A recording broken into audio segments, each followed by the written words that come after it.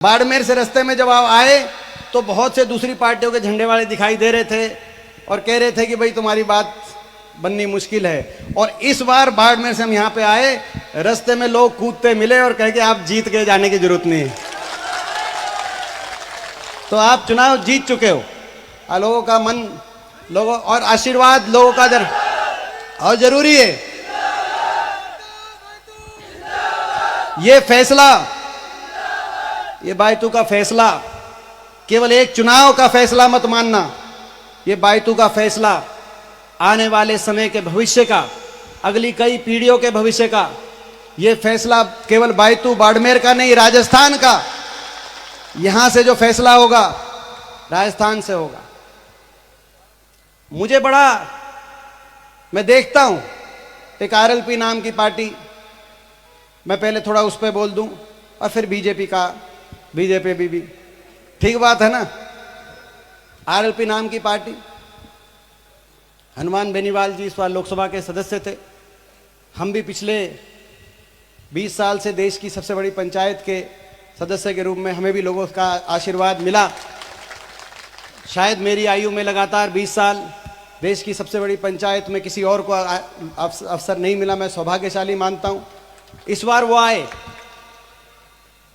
मैंने देखा, मुझे समझ में नहीं आया कि उनकी लड़ाई क्या है, वो किससे लड़ रहे हैं। वो अपनों से ही लड़ते हैं, अपनों के खिलाफ बोलते हैं। कभी उनके भाषण आते हैं, कभी मदेरणा साहब के खिलाफ बोल रहे हैं, वो तो स्वर्ग में है। कभी नाथूराम जी मिर्दा के खिलाफ बोलते हैं, वो भी स्वर्ग में हैं। कभी हमारी समाज की बहनें हैं, उनके खिलाफ बोलते हैं। और अगर लड़ते हैं तो कोई अपना, अगर ऐसा कोई मजबूत कोई नेता जिस पे लोगों का विश्वास हो, जो आगे बढ़ सके और जो आगे बढ़कर देश प्रदेश का नेतृत्व करने में सक्षम हो, लड़ते हैं तो वहीं जाके लड़ते हैं। और किसके इशारे पे लड़ते हैं? और दूसरों के इशारे पे दूसरों पे लड़ते हैं। लड़ते अपनों से, ठीक बात है ना। दूसरों के इशारे पे लड़ते हैं और अपनों से लड़ते हैं। ये कौन सी लड़ाई है? एक गाड़िया लोहार था, गाड़िया लोहार एक पेड़ के नीचे बैठ गया, छाया, फल भी खाए, छाया भी। उसके बाद उसने कुल्हाड़ा निकाला। जब कुल्हाड़ा निकाला तो पेड़ ने कहा, इस कुल्हाड़े का क्या करोगे? बोला, इस कुल्हाड़े से काटूंगा आप। तो पेड़ हंसने लगा, तो भाई मैं तेरे बस का नहीं हूं, इस कुल्हाड़े से तो नहीं काट सकते। फिर उसको तराशने लगे, तो बोला कितना ही तराश लो।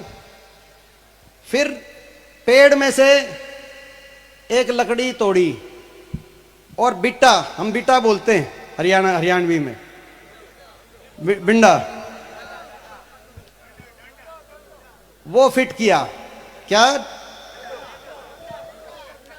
जब वो फिट किया तब पेड़ चीख के रोने लगा। जब पेड़ रोने लगा तो गाड़िया लोहार ने कहा कि भाई अब क्यों रोया? बोला, मैं तेरे काबू का नहीं था, मैं तेरे काबू का नहीं था, मगर जब कोई मेरा अपना तेरे कुल्हाड़े में जाके फिट हो गया तो भाई ये जो लोग इशारे किसी और के होते हैं, लड़ते अपनों से हैं, ये लोग समाज का, राजस्थान का भला नहीं कर सकते। इस बात को आपको समझने की जरूरत है। ये लड़ाई आपकी और हमारी। और मैं एक बात और कहना चाहता हूं, बीजेपी के बारे में भी मैं कहना चाहता हूं। ये इस पार्टी का भी हिसाब किताब आपको बराबर करना है। मैं एक अच्छी खबर लेके आया हूं आपके लिए। अभी बाड़मेर जब हम निकले तो प्रेस के कुछ साथी बाइट ले रहे थे, उनको भी मैंने बता दी कि हिमाचल में कांग्रेस पार्टी जीती कि नहीं जीती। भाई हिमाचल और कर्नाटक तो झांकी है, पूरी पिक्चर तेलंगाना, छत्तीसगढ़, मध्य प्रदेश और राजस्थान में दिखाना बाकी है। इनका भी सफाया होना तय है। तेलंगाना से भी खबर आ गई, मध्य प्रदेश से भी खबर आ गई, छत्तीसगढ़ से भी खबर आ गई। और राजस्थान में जो मुकाबले की बातें कह रहे थे कि भाई बाकी जगह तो बीजेपी साफ है, लेकिन राजस्थान के अंदर मुकाबला कर रहे हैं, राजस्थान में भी पिछले 3 दिनों में आपने देखा, 3 दिनों से इनके ग्रह जो है, इनके ग्रह पे शनि आ गए। तो पिछले 3 दिनों से राजस्थान में, और एक और इसके, ये तो खबर अभी की है, एडवांस की एक और बता दूं, हरियाणा से भी यही खबर लेके आ रहा हूं। हरियाणा में बीजेपी की खट्टर सरकार जा रही है और हुड्डा साहब के नेतृत्व में हरियाणा में कांग्रेस पार्टी की सरकार आ रही। 6 महीने बाद वहां भी सरकार बनाएंगे। और ये कांग्रेस पार्टी है जिसने मौका दिया, किसान के बेटे के हाथ में कलम दी।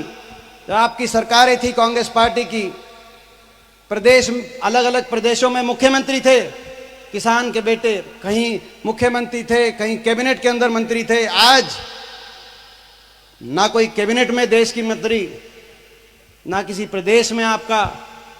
अगर नहीं समझोगे तो इतिहास माफ नहीं करेगा। इतिहास के पन्नों से मैं कोई नाम लेने वाला भी नहीं होगा। और अपनों को और परायों को और अपने दुश्मनों को, जो अपनों का नुकसान करना चाहें, उनकी नीयत को आपको समझना पड़ेगा। समझना पड़ेगा कि नहीं समझना पड़ेगा। और ये बीजेपी बड़े वायदों के साथ ये पार्टी आई, 2 करोड़ रोजगार देंगे, 15 लाख बैंक खाते में आएंगे, काला धन लाएंगे, अच्छे दिन लाएंगे, किसान की आमदनी दुगनी कराएंगे, डीजल पेट्रोल रसोई गैस सस्ता दिलाएंगे, महंगाई कम कराएंगे। बहुत वायदे किए और एक नया कुछ करके दिखाएंगे। बाकी तो कोई वायदा पूरा किया नहीं, मगर एक चीज जरूर करी, कुछ नया करके दिखाया। क्या करके दिखाया? 75 साल में देश में राजस्थान में नहीं, देश में डीजल पेट्रोल रसोई गैस का सिलेंडर इतना महंगा नहीं हुआ जितना बीजेपी की सरकार।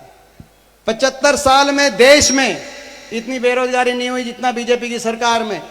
75 साल में देश की फौज, पक्की भर्ती की जगह कच्ची भर्ती नहीं निकली फौज में जितना बीजेपी की सरकार में। 75 साल में गरीब अमीर में इतना अंतर नहीं हुआ जितना इनकी सरकार में। बड़े बैंकों का पैसा बड़े उद्योगपतियों का माफ नहीं हुआ जैसा इनकी सरकार में। 75 साल में भाई को भाई से नहीं उलझाया गया कहीं धर्म के नाम पे।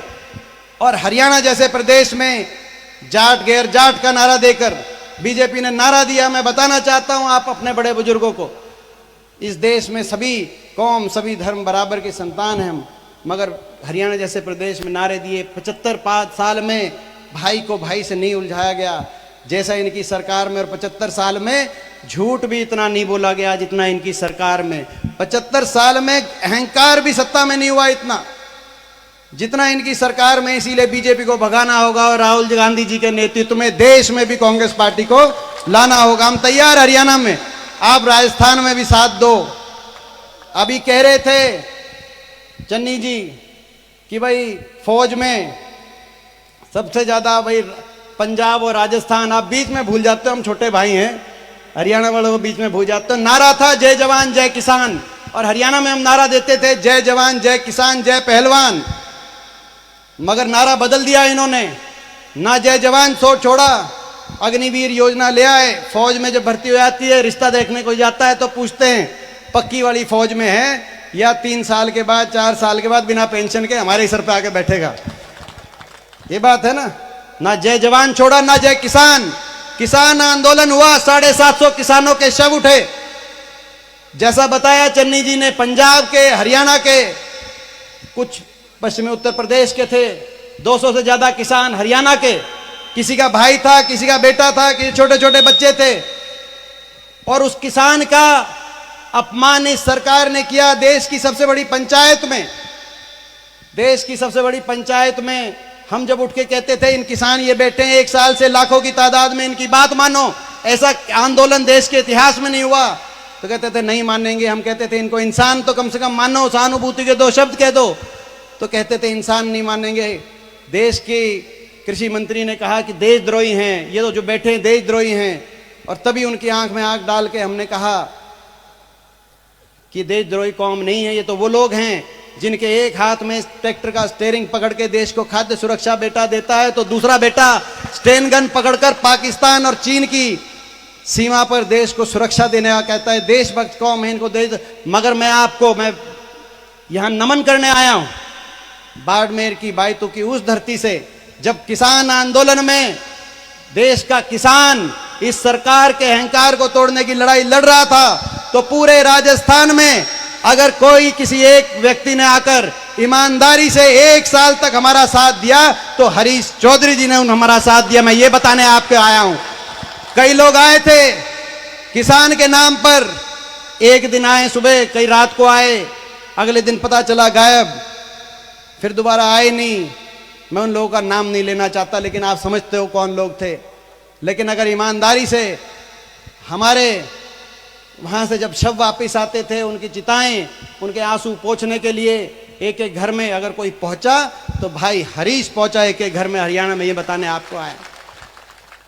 जय जवान नहीं, जय जवान नहीं छोड़ा, जय किसान ना जय जवान किसान छोड़ा, जय पहलवान बोलते हैं हम।